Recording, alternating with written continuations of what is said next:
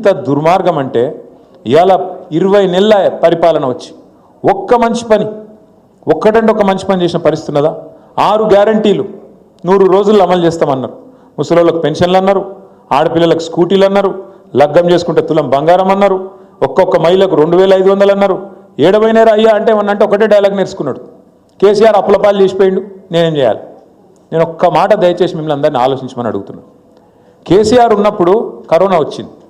Corona వస్తే ఏం చేసినా మన అందరం ఎవరిళ్ళలో వాళ్ళు గొల్లెం పెట్టుకుని పన్నవాలే సపడేక ఏడ ప్రాణానికి గండం వస్తుందో బతుకుంటే బలసాకు తినచ్చు అని చెప్పి ఎక్కడోళ్ళు అక్కడ దర్వాజాలు పెట్టుకొని పక్కింటితో కూడా మాట్లాడకుండా మూతికి బట్ట కట్టుకొని ఎక్కడోళ్ళు అక్కడ ఇంట్లో ఉన్నామా? ఉంటే అసలు దమ్మిడి ఆదాయం ఉండేది. ఆ రోజు మన ప్రభుత్వానికి రూపాయి ఉండేది ఆదాయం, ఒక్క రూపాయి ఆదాయం లేదు. ఎందుకంటే అన్ని బంద్ పడ్డాయి. దుకాణాలు నడవై, థియేటర్లు నడవై, రెస్టారెంట్లు నడవై, యాడికెళ్ళి వస్తాయి పైసలు గవర్నమెంట్కు? లేవు.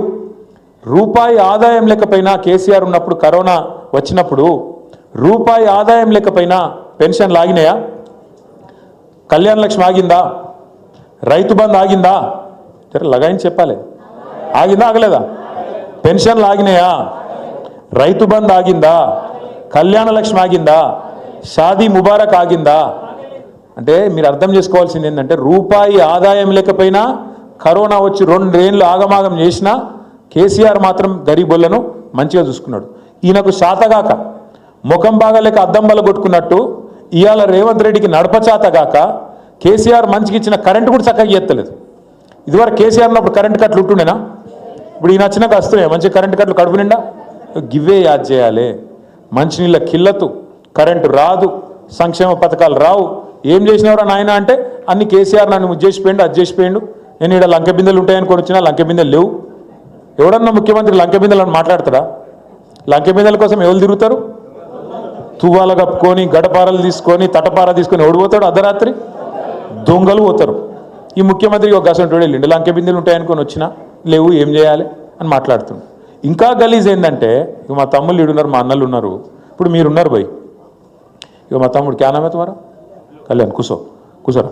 ఇప్పుడు కళ్యాణ్ ఉన్నాడు, మంచి అట్టకట్టున్నాడు, మంచి షర్ట్ వేసుకున్నాడు, పైకి వెళ్ళి నల్ల షర్ట్ వేసిండు. వాడు లోపల బనీన్కు పొక్కలు పడ్డా చెప్తున్నా, ఊపర్ షేర్వాణి అందరు పరేషాని అన్నట్టు లోపల బనీన్ సక్కగా లేకపోయినా మీదికెళ్ళి మాత్రం కడకంగి చేసుకొని ఉండాలి. నేను కూడా గంతే, ఎవరైనా గంతే.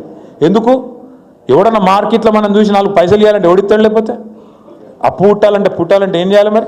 పైకి మాత్రం కడక్ ఉండాలి. అట్లా అయితేనే ఎవడన్నా మనం దేకుతాడు, పచారు ఉంటుంది. లేకపోతే నువ్వే తిరిగినావు అనుకో, నేను బికారి గారిని, నేను బిచ్చపోని, నాకు అక్కడ పైసలు లేవు, మొత్తం ఆగమైపోయింది అని నువ్వే అన్నావు అనుకో, ఎవడన్నా ఇస్తాడా? అప్పు ఎవడన్నా పెట్టుబడి పెడతాడా? మరి అలా రాష్ట్రం ఎందుకు ఆదాయం తగ్గిపోతుంది, కొత్త పెట్టుబడులు పెట్టేటోళ్ళు వస్తలేరు, ఉన్నోడే వారిపోతుండు అంటే ఒకటే కారణం. స్వయంగా ముఖ్యమంత్రి చెప్తుడు, నా రాష్ట్రం క్యాన్సర్ పేషెంట్లు ఎక్కున్నది, నా రాష్ట్రం ఎయిడ్స్ పేషెంట్లు ఎక్కున్నది. ఇక నువ్వే నీ రాష్ట్రాన్ని తిట్టినాక, నువ్వే నీ కొంపను పొట్టు తిట్టినాక రాష్ట్రానికి పెద్దవు నువ్వు. ఎట్లా మాట్లాడాలి? ఇంకా ఎంత ఘోరం అంటే ఆఖరికి ఎంత ఘోరం అంటే నేను ఢిల్లీ పోతే నాకు అపాయింట్మెంట్ ఇస్తలేరు, ఎందుకంటే చెప్పులు ఎత్తుకపోతేనేమో అని భయపడి అపాయింట్మెంట్ ఇస్తలేరు అంటుండు. ఇక గిసంటోడు మన ముఖ్యమంత్రి, మన కర్మగాలి. ఈయనకట మళ్ళీ ఈ అందానికి మనం ఓట్లే అన్నట, మళ్ళీ కాంగ్రెస్ వాళ్ళ అందానికి ఇలా 20 నెలల పరిపాలనకు మనందరం పోయి గుద్దాలట జూబ్లీ హిల్స్లో. నేను అందుకే అంటున్నా, దయచేసి ఆలోచన చేయండి. ఇంకొక మాట, ఈ ముఖ్యమంత్రి హామీలు ఇచ్చిండు, ఈ కాంగ్రెస్ పార్టీ హామీలు ఇచ్చింది. రాహుల్ గాంధీ, సోనియా గాంధీ, ప్రియాంక గాంధీ, మల్లికార్జున్ ఖార్గే, సిద్ధరామయ్య, పెద్ద నాయకులు అందరూ వచ్చి ఎస్సీలకు ఇచ్చేస్తాం, ఎస్టీలకు అజ్జేస్తాం, బీసీలకు ఇచ్చేస్తాం, రైతులకు అజ్జేస్తాం, పొలగాన్లకు ఇచ్చేస్తాం అని వాళ్ళే మాటలు ఇచ్చిండ్రు.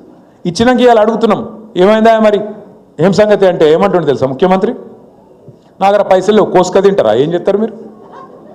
ఇక నాకు గింత తెగించినాక ఏం చేయాలి మరి? మనం కర్రు గాల్చి వాత పెడితే మోసం చేసినందుకు మోసగాళ్ళకు మోసంతోనే కొట్టి జయించి మళ్ళొక్కసారి జూబ్లీ హిల్స్లో మీరు ఒక 50,000 ఓట్ల మెజారిటీతో గెలిపిస్తే అప్పుడు దెబ్బకు దయ్యం దిగుతుంది. లేకపోతే సుధరాయించరు ఇల్లు. లేకపోతే ఏమనుకుంటారు ఇల్లు? మేము ఎట్లా నడిపినా ప్రజలు మాకే గుద్దుతుర్రు కాబట్టి ఖచ్చితంగా మాకే మంచిగానే నడుపుతున్నాం ఈ లెక్కన. మరి అప్పుడు రాదు, ఏది రాదు. మీరు గిన్న మనం గిన్న ఆదమరిచినాం అనుకో, ఈసారి జూబ్లీ హిల్స్లో మనం డీలా వాడి లైట్ తీసుకున్నామా ఎట్లా గెలుస్తున్నాం అని చెప్పి ఏం జరుగుతుంది ఎరికేనా? తెల్లారి నుంచి రైతు బంధు ఏం లేకపోయినా నడుతూనే ఉంది. నిన్నటిదాకా కింద పడి మీద పడి ఏదో 2000 పెన్షన్ ఇస్తుండు కదా, అది కూడా కోసి పారేస్తాడు. అవి కూడా రావు. అందుకే నేను అంటున్నా, ఈ ప్రభుత్వానికి సురుకు పెట్టాలంటే, కర్రు గాల్చి వాత పెట్టాలంటే అది బీజేపీ వంతోని కాదు. బీజేపీ వాడు కాంగ్రెస్ వాడు ఒకటే దొందే ఇద్దరు మంచిగా అండర్స్టాండింగ్లో పనిచేస్తాను 20 నెలల రేవంత్ రెడ్డి పాలన 20 నెలల రేవంత్ రెడ్డి కుంభకోణాలు బయటికి రాకుండా కాపాడుతున్నది ఎవడంటే బీజేపీ వాడే ఇవాళ మీరు ఆలోచన చేయండి నా మీద కేసు అవుతుంది కేసీఆర్ సార్ మీద కేసు అవుతుంది మన పార్టీలో ఉన్న అందరు నాయకులు గట్టిగా ఎవరైతే మాట్లాడుతారో అందరి మీద కేసులు పెడతారు అదే ఒక్క కాంగ్రెస్ మీద కేసు ఎందుకు పెట్టరు ఆలోచన చేయాలి కదా మరి మనం కూడా బీజేపీ వాళ్ళు నిజంగా అంత పార్టీ వాళ్ళు అయితే వాళ్ళు నిజంగానే నియత్ ఉంటే వాళ్ళకు ఎందుకు కేసులు పెడతలేరు మరి ఇవాళ ఏం అక్కరున్నది నీకు రేవంత్ రెడ్డిని కాపాడేది వాళ్ళిద్దరి ఎజెండా ఒక్కటే మోదీది రేవంత్ రెడ్డిది ఎజెండా ఒక్కటే ఖచ్చితంగా కేసీఆర్ బొండిగా విసికేయాలి తెలంగాణ గురించి మాట్లాడేటోళ్ళు లేకుండా చేయాలి మన ఇద్దరం ఆడుకోవాలి మైదానం ఖాళీ కావాలి మన ఇద్దరం ఆడుకోవాలన్నది వాళ్ళ ఎజెండా నేను మీకు దండం పెట్టి చెప్పేది ముఖ్యంగా మా నాయకులు మా సోదరులు మీ అందరికీ కూడా కోరేది దివంగత శాసనసభ్యుడు ఎమ్మెల్యే మాగంటి గోపీనాథ్ గారు ఎన్టీ రామారావు గారు ఉన్నంతకాలం ఎన్టీ రామారావు గారికి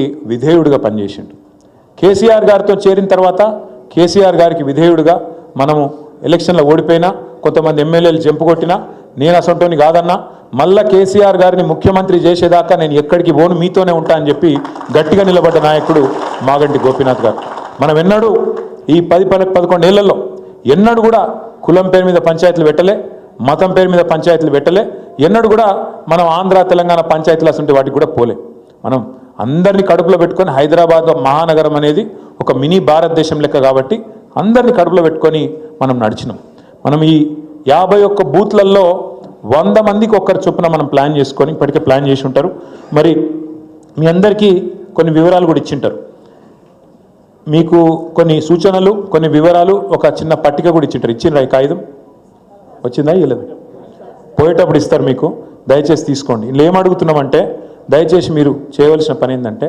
ప్రతి